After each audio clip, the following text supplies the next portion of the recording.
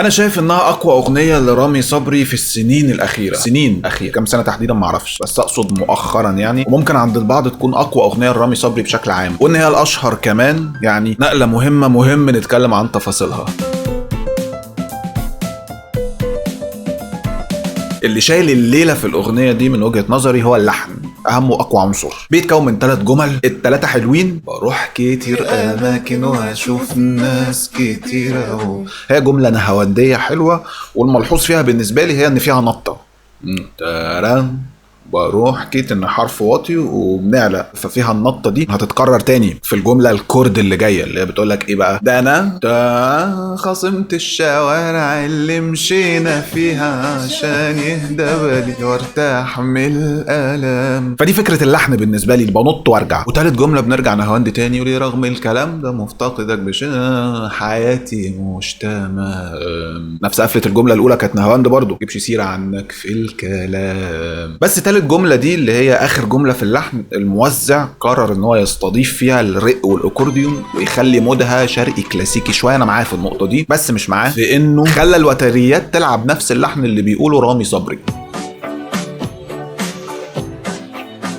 لو كانت لعبة هارموني خط منفصل في الخلفية كان هيبقى أقوى من إني أستخدم اللحن، خصوصا إني استخدمت اللحن من شوية، دي مش أول مرة في الانترو.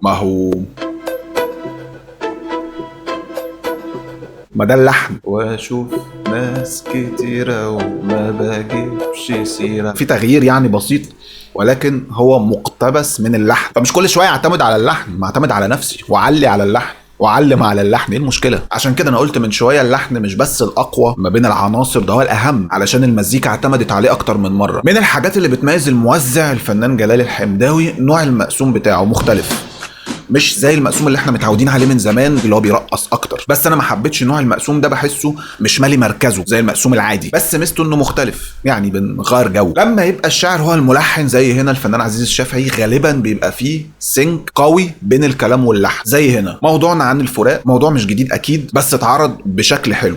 وكانت اكتر جمله عجباني ده انا خصمت الشوارع. كنت اول مره اسمعها، لكن اتضح انها موجوده قبل كده، وتم اتهام الشاعر انه واخدها، بس ممكن يكون توارد افكار، الله اعلم، مش قصتي. في كلمه برضو لفتت انتباهي اللي هي مفتقدك بشده، ان الكلام سهل سلس بسيط وفجاه تلاقي مفتقدك بشده، الموضوع كبر منك فجاه. بروح كتير اماكن، ليه مش بروح اماكن كتير زي بشوف ناس كتير بعد كده؟ ممكن علشان التنوع، مرة كتير قبل اماكن ومرة كتير بعد الناس، وكمان هتبقى اسلك في الغنى مع اللحن. بروح كتير اماكن واشوف ناس كتير الطف من بروح اماكن كتيرة واشوف ناس كتيرة. فكرة القدرة على لوي دراع الجملة عشان تبقى اشيك واسلك حاجة ممكنة. حلو، اغنية رائعة، بحيي كل صناعها. الفنان رامي صبري، كلمات والحان الفنان عزيز الشافعي، توزيع موسيقي ميكس وماستر الفنان جلال الحمداوي.